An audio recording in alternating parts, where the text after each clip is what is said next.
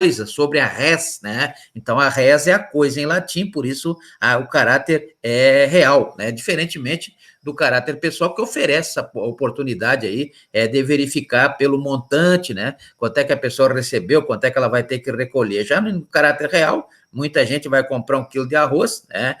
Independe se vai ser pobre, se vai ser rico, vai ter que pagar a mesma coisa. O ponto principal desse princípio da capacidade contributiva está no respeito às circunstâncias da vida de cada um dos indivíduos, cada um. Então, o Estado trata cada indivíduo de forma diferente, né? Então, vejam que existe essa possibilidade quando na tributação direta, em que isso fica bem claro, não é verdade? Fique claríssima a situação da tributação direta. Então, primeiro, caráter pessoal, segundo, tributação direta. É importante a finalidade desse princípio da capacidade contributiva de evitar, na verdade, ele tem uma função de evitar que exista uma carga tributária exacerbada, muito grande, sobre os mesmos favorecidos e favorável aos mais fartos de recursos, ou seja, aquelas pessoas que ganham mais vão ter que pagar mais do que os outros que ganham pouco. Então, a ideia é essa: ganhou bastante, paga bastante,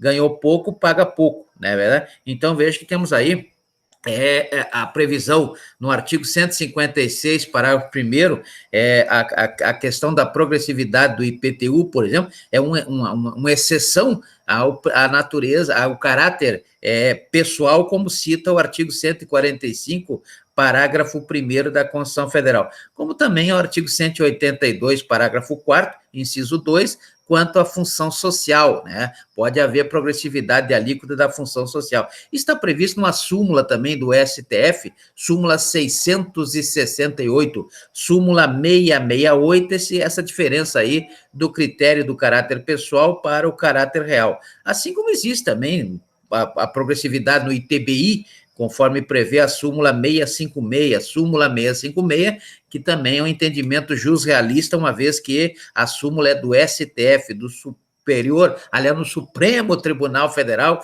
nos termos do artigo 101 da Constituição Federal. Existem outras decisões dos tribunais, por exemplo, né, a questão do recurso extraordinário 573, recurso extraordinário 573, 675, 573, 675, né, que fala sobre a CID, né, a contribuição, aliás, a CID não, a COSIP, né, a COSIP, que é a contribuição para o serviço de iluminação pública, que antes era tratado como taxa, né, taxa lá do artigo 77 da Lei 5.172 de 66, prevê que a taxa ela tem que ter uma contrapartida, né, que é o serviço público específico para um determinado cidadão ou o serviço de poder de polícia específico para um determinado cidadão. O imposto é diferente, é um serviço público genérico, amplo, né? Não é para aquele cidadão que paga, é para toda a sociedade.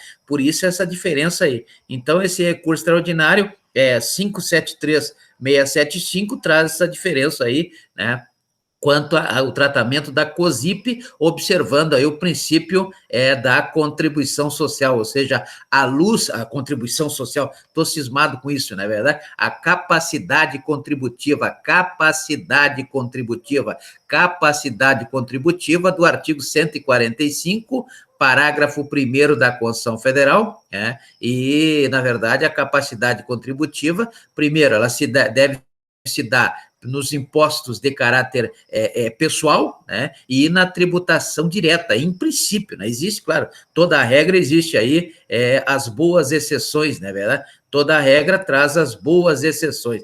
Então, essa é a questão do princípio da capacidade contributiva na tributação direta. Quem ganha mais, paga mais, né? Quem ganha menos, paga menos. O outro princípio importante é o princípio da isonomia, ou chamada igualdade, né? É previsto lá na Constituição Federal, no artigo 150, inciso 2º da Constituição Federal, artigo 150, inciso 2º da Constituição Federal, trata, na verdade, ou em verdade, de uma regra, né? Uma regra que veda tanto tanto a União, quanto os estados, quanto o Distrito Federal, quanto os municípios, enfim, todos aqueles entes que compõem as administrações públicas dentro daquelas divisões, né, criadas pela organização político-administrativa, conforme prevê em esferas do artigo 18 da Constituição Federal, ou seja, a administração pública federal, a administração pública estadual, a administração pública distrital e também a administração pública municipal, né? Então elas são vedadas aí pelo princípio da isonomia, conforme prevê o artigo 150, inciso 2º da Constituição Federal, de instituírem tratamento desigual entre contribuintes ou responsáveis que se encontrem em situação equivalente. Então, veja que existe aí essa vedação, o tratamento tem que ser igual. Aqueles que estão no mesmo barco têm que ter um tratamento igual. Quem está em barco diferente tem que ter um tratamento desigual, né? Olha a ideia aí de Aristóteles, não é verdade? Então, na verdade, esse princípio da isonomia ou da igualdade, ele impede qualquer distinção em razão da ocupação profissional ou função do contribuinte. Então, não existe por ocupar uma função profissional que ganhe mais, ele deve pagar diferente. Não é verdade. Na verdade, existe uma situação, existe um limite, como tem no imposto de renda. O imposto sobre a renda e proventos de qualquer natureza, ele é dividido em faixas de alíquotas, né? E cada alíquota tem uma parcela de base de cálculo de tanto a tanto.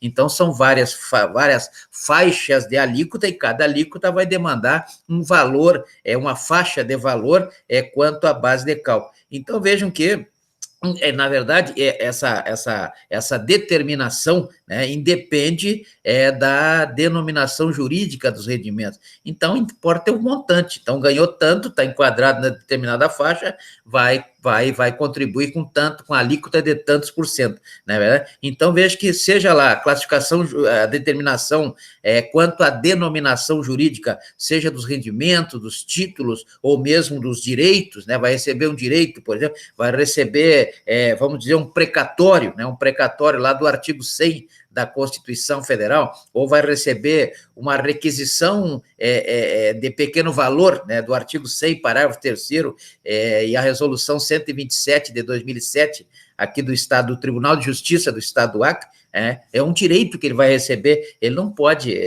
não importa a denominação que isso terá, né, ele tem que ser tratado dentro daqueles que estão na mesma situação. A isonomia, ela vem sendo consagrada pelo ordenamento jurídico, não apenas no sentido formal, isso é importante, não é só no sentido formal que se dá a isonomia, na verdade, a isonomia, ela é atendida, haja vista que ela tem uma finalidade, que é impor aos iguais, né, que sejam tratados igualmente. Então, os iguais que sejam tratados igualmente e os desiguais que sejam tratados desigualmente, na medida de suas desigualdades, como definiu lá Aristóteles, lá atrás, não é verdade? Aristóteles já decidiu que os iguais devem ser tratados igualmente e os desiguais devem ser tratados desigualmente na medida das suas desigualdades, né? Existe aí algumas decisões jusrealistas importantes, por exemplo,